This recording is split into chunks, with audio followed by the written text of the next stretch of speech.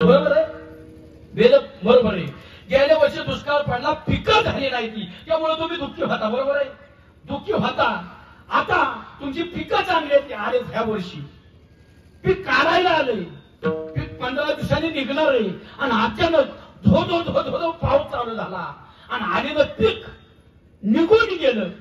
हाताला ते सुद्धा लागलं नाही. दुष्काळ गेल्या वर्षी पडलाय, पाऊस नसलेल्याचा, यंदा पडलाय, खूप पाऊस झालाय म्हणून दुःख त्या वर्षी सुद्धा झालंय, दुःख ह्या वर्षी सुद्धा झालंय. दोन्हीतलं चांगलं दुःख कोणचं? गेल्या वर्षीचं दुःख चांगलं का ह्या वर्षीचं दुःख चांगलं? सांगता येते का? येते का सांगता? दुःख गेल्या वर्षी पण झालंय आणि दुःख ह्या वर्षी सुद्धा झालंय. दोन्हीतलं दुःख चांगलं कोणचं? गेल्या वर्षीचं दुःख चांगलं लक्षात असू द्या. गेल्या वर्षीचं दुःख का चांगलं? तर तुमच्या मनाची मानसिकता झाली होती, यावेळेस पाऊस पडणार नाही, त्यामुळे आपल्याला पिकं घेता येणार नाही, तुमच्या मनाची तयारी झाली होती. परंतु या वर्षीचं दुःख का वाईट आहे?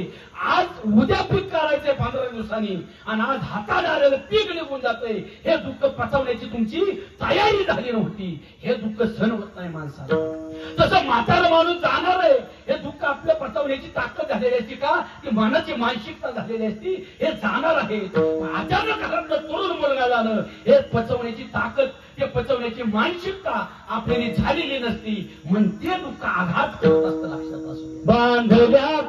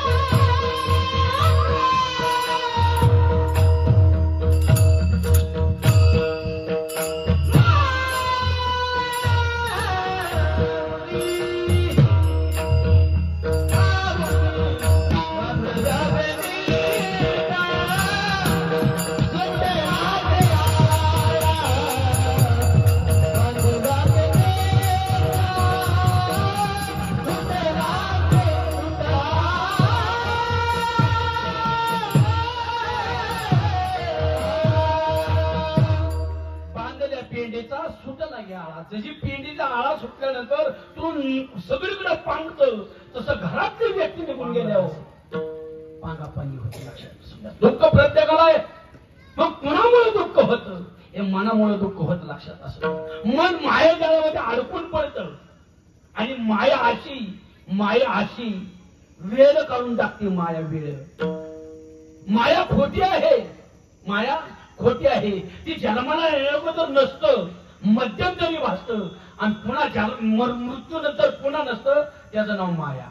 जगोदर अगोदर नसतं, मध्यंतरी भासतं आणि पुन्हा नसतं. त्याचं नाव माया आहे. लक्षात, ही माया प्रत्येकाला दुःख देत असते. आपण जन्माला येणं अगोदर आपल्याला माहित आहे, आपण आईच्या गर्भामध्ये ना तेव्हा माया आपल्याला चिकटलेली नाही. त्यामुळे आपल्याला जगाचा संबंध नाही. आपल्याला माहित नाही माझी आई कोण आहे, माझे वडील कोण आहेत, माझा भाऊ कोण आहे, माझी बहीण कोण आहे, काही संबंध नाही. पण गर्भातनं जेव्हा बाहेर आल्यानंतर कळायला सुरुवात होतं, ही माझी आई आहे, हे माझे बाबा आहेत, हा माझा भाऊ आहे, बहीण आहे, मित्र आहे. सगळी नाती जोडायला शिकवते आणि त्याच्यामध्ये आपला जीव अडकतो. ते सोडायला तयार होत नाही. आपण मनापासून प्रेम करतो, पण किती दिवस जोपर्यंत शरीराचं आणि आत्म्याचं कनेक्शन आहे तोपर्यंत. एकदा शरीराचं आणि आत्म्याचं कनेक्शन तुटलं की परत त्या मायेचा त्याच्याशी काही संबंध राहत नाही. तुम्ही जन्मापासून मृत्यूपर्यंत तुमच्या हयातीमध्ये कशासाठी काबाड कष्ट केलं मला सांगा? कोणासाठी केलं? अहो कोणासाठी? तुम्हाला माझं कीर्तन कळतंय का? कळतंय का? वर्गाची आणणार कळतंय ना? कोणासाठी? परिवारासाठी, पत्नीसाठी, मुलांसाठी. बरोबर आहे, लक्ष देऊन ऐका. पत्नीसाठी, मुलांसाठी.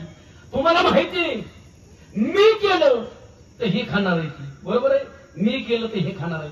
तुम्ही किती दुःख पचवू शकता, किती हाल अपेक्षा सहन करू शकता, पण तुमच्या पत्नीच्या डोळ्यामध्ये, तुमच्या मुलांच्या डोळ्यामध्ये, तुमच्या मुलीच्या डोळ्यामध्ये तुम्ही अश्रू पाहू शकत नाही. डोंगरावर दुःख पचवू शकता, पण तुमच्या परिवाराच्या डोळ्यामध्ये अश्रू पाहू शकत नाही किंवा त्यांच्या चेहऱ्यावरती तुम्ही दुःख पाहू शकत नाही. बरोबर आहे का? किती त्रास सहन करू शकता, पण किती दिवस जोपर्यंत जिवंत आहे तोपर्यंत. समजा आता या ठिकाणी मी या ठिकाणी आता अटॅक येऊन खालाच झालो समजा, म्हणजे मारणार नाही. तुमच्या प्रकारच्या कशा माझ्यावर घेतलं, मी खालाच झालो. आता तुम्हाला काय फरक पडेल का? धडका घेता इथं बेथाडाला इथं बाळासाहेब मेलं, बाळासाहेब माचाल का? तुम्हाला काय फरक पडणार आहे? फरक कुणाला पडणार आहे? माझ्या घरच्यांना पडणार. ते माझ्या छातीवर डोकं आपटून रडणार आहेत. मग मी आयुष्यभर म्हणलोय की ह्यांच्या डोळ्यात अश्रू सहन करू शकत नाही, दुःख सहन करू शकत नाही. मग मी मेल्याला उठून म्हणणार आहे का, बाबांनो तुमच्या डोळ्यात मी अश्रू आयुष्यभर बघू शकलो नाही, त्यामुळे आता सुद्धा रडू नका म्हणणार आहे का? तिथं मायेचा आणि जगाचा संबंध संपला, मायेचा जीवाचा संबंध संपला. मग जिवंतपणी ही माया त्रास देते. माया तुमच्या मनामध्ये माया आहे का? प्रेम आहे का? आहे ना? प्रेम आहे. सगळी माणसं चांगलीच म्हणजे तुमच्या माया महांतकरणामध्ये माया आहे. प्रेम माया माया आहे. मग जेवढं तुम्ही स्वतःच्या मुलावरती प्रेम करता, माया आहे तुमच्या हृदयामध्ये, अंतकरणामध्ये. जेवढं स्वतःच्या मुलावरती तुम्ही प्रेम करता तेवढं शेजारच्या मुलावरती प्रेम करता. करत नाही का? ती माया स्वार्थपणा शिकवती, आपलं वाळकायला शिकवती. ही माया खोटी आहे. त्यामुळे त्रास होत असतो. अजून एक तुम्हाला कायदा मी सांगतो. कायदा आपल्या गावामध्ये वृद्ध आईवडील झालेत, म्हातारे, त्यांना मुलं सांभाळत नाही, मारतात, उपाशी ठेवतात. अशी उदाहरण आहेत का आपल्या कोपऱ्यात? कुठं बोलणार काय आयुष्य आहे बाई? इतकी पण आपण दाखायचं नसती. किती दाखवून देऊ?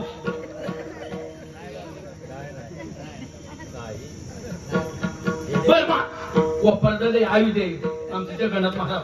आयुध आता मी तिकडचं युक्त सगळं, मी पण शिंदेचं हित येऊन राहतो. चालतंय बस आमच्या कोपऱ्यात सगळी चांगली ती महाराष्ट्रात अशी उदाहरण आहेत का? मुलं आईला मारतात, उपाशी ठेवतात, बापाला मारतात, आहेत ना उदाहरण? हा, तर अशा आई वडिलांनी जर त्या मुलांच्या विरोधात कोर्टात खटला दाखल केला तर कोर्ट असं निकाल देतं त्या आई वडिलांच्या इस्टेटमधून त्या मुलाला बाहेर पडावं लागतं, बेदखल व्हावं लागतं. आई बापांची इतका मजबूत कायदा आहे का आई बापांसाठी? आहे का नाही? आहे का नाही? आहे का नाही? आहे. मग मला जगाच्या पाठीवरती एक आई वडील असे दाखवा की ती मुलं आई वडिलांना छळतात, मारतात, उपाशी ठेवतात. त्या आई वडिलांनी मुलाच्या विरोधात कोर्टात खटला दाखल केला. करतात काय वडील? ती म्हणतात आमच्या मुलाने आम्हाला मारू द्या, छळून द्या, उपाशी ठेवू द्या, पण आमच्या मुलांना आम्ही कोर्टाची पायरी चढून देणार नाही. ह्याचं नाव माया. हे माया करून देत नाही. आई वडील त्यांच्यावर प्रेम करतात पण मुलं त्यांच्यावर प्रेम करत नाहीत. मुलं त्यांच्या मुलावरती प्रेम करतात. आता आई वडिलांनी मुलांच्या प्रेमाखातर कोर्टात खटला दाखल केला नाही, पण तोच बाण शेजाऱ्यांनी कापला, कोर्टात खटला दाखल करताना फरक मायेने दाखवला ना. फरक आपलं वळ काय शिकवतो. आणि माया जाळ, फक्त माया जाळ म्हणतो ना, जाळ आपण हलर असतो, हलर तरी आहे काय? हलर तरी आहे का? आहे असं. कारण तुम्ही काय म्हणजे सांगता ते मला पण गॅरंटी राहिली नाही. कारण म्हणजे सगळी चांगलीच आमच्या गावात, सगळी चांगली असू द्या. ऐका, हलरला जाळ्या कशा केल्या? पहिला खरा पाया बाहेर पडला पाहिजे, परत बारकं धान्य बाहेर पडलं मात्र म्हणतो, आणि मग चांगलं इकडे पडलं पाहिजे. तशी मायेने जाळी लावली. ती जाळी संसाराचं जाळ, पैशाचं जाळ, धनाचं जाळ, इष्टतेचं जाळ, सत्तेचं जाळ, जेव कुठल्या ना कुठल्या जाळ्यामध्ये अडकलाय. कोणाला सत्याचं जाळ आहे, रातून दिवसा उलटी पालटी होती, पाहिजे द्या सत्ता पाहिजे, ही जाळ त्यांच्या मागे लागलं. कुणाला रातून दिवसा गुरागत कष्ट करतात, गुरागत बैलासारखं करतात ना. फक्त पैशाचं व्यसन लागलंय, पैशाचं. इथं सुद्धा अशी बसल्यात लोक, इथं माझ्या कीर्तनात. आता मी तुम्ही दाखवा माझा तर मी दाखवू शकत नाही, उद्या वाढवायचा नाही मला. बैलासारखं कष्ट केलं, बैलासारखं, फक्त पैसे कमावण्यासाठी. पैसे स्वतःच्या जीवाला त्या औलादींनी खाल्लं नाही आणि घरात त्याला सुखाने खाऊन गेलं नाही. इथं बसल्यात, इथं दाखवू का? हा, तीच करतो मी.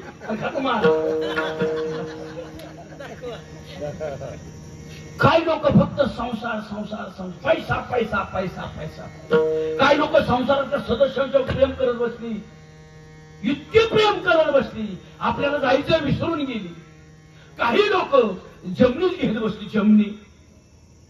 ह्या माया जाळात आपण अडकलो सगळ्या. आता मला सांगा, ह्यातलं आपण येताना काय आणलंय? आपले नातेवाईक आपण आणले ते येताना आणल्यात का? बोलत राहा, नाहीत आणली. जमीन ही जमीन आहे, येताना आणली का आपण? तुम्ही जन्माला येण्याबद्दल जमीन होती का? इथं होती का? इथं होती. तुमचा बाप जन्माला येण्याबद्दल इथं होती का? होती का? होती. आजोबा जन्माला होती का?